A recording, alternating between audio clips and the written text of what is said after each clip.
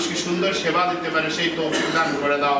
আল্লাহ মেহেরবানি করে আমাদের আরো কল্যাণকর দিক যে সমস্ত বিষয় তোমার কাছে চা দরকার ছিল তাই নসিব করে দাও। বাংলাদেশে এখন যে ব্যাংকের আসছে, আমাদের ব্যবসায়ী যারা সর্বোচ্চ ব্যবসায়ী বৃন্দ তারা ইতিমধ্যে সব ব্যাংকের সাথে আলাপ করেছে যে এই সুদ যদি না কমানো হয় তার কাছে দাঁড়ে যাচ্ছে, বলতেছে ভাই আপনি আপনার ব্যাংকে আসেন।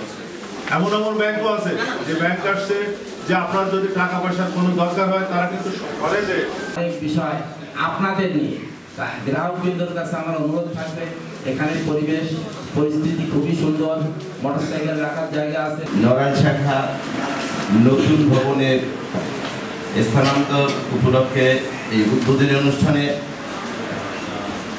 সম্মানিত সুধীবৃন্দ, যাদের জন্য এই আয়োজন, উপস্থিত সকল ব্যবসায়ীবৃন্দ, রূপালী ব্যাংকের ডিজিএল স্যার, সোনালী ব্যাংক এজেন্ট স্যারবৃন্দ, রূপালী ব্যাংকের ম্যানেজারবৃন্দ ছাড়াও অন্যান্য যেসব ব্যাংকাররা আসছেন, সবাইকে Uttara bank PLC, Uttara bank পরিবারের পক্ষ থেকে স্বাগত জানাচ্ছি। একটু মাঝখানে আমি একটু ইন্টারফেয়ার করি।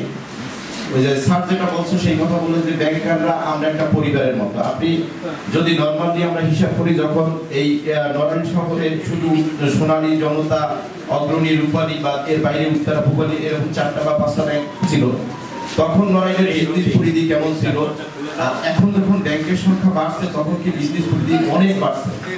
আমরা কি বলতে পারি যে সোনালী ব্যাংক তখন ব্যবসা তার যে ভলিউম ছিল, এখন তার ভলিউম কিন্তু কয়েক গুণ। যখন ব্যাংকগুলো অনেক বেশি ব্যাংক আসছে তার ভলিউম কিন্তু সোনালী ব্যাংকের ভলিউমে কিন্তু অনেক গুণ বেড়ে গেছে, রূপালী ব্যাংকের ভলিউম অনেক গুণ বেড়ে গেছে, অগ্রণী ব্যাংকের ভলিউম অনেক গুণ বেড়ে গেছে।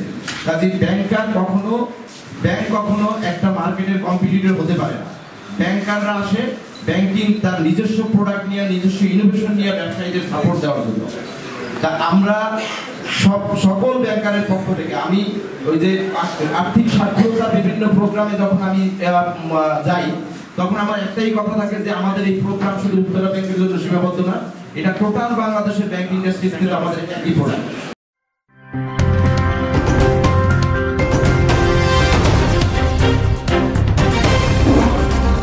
Voice of Tiger.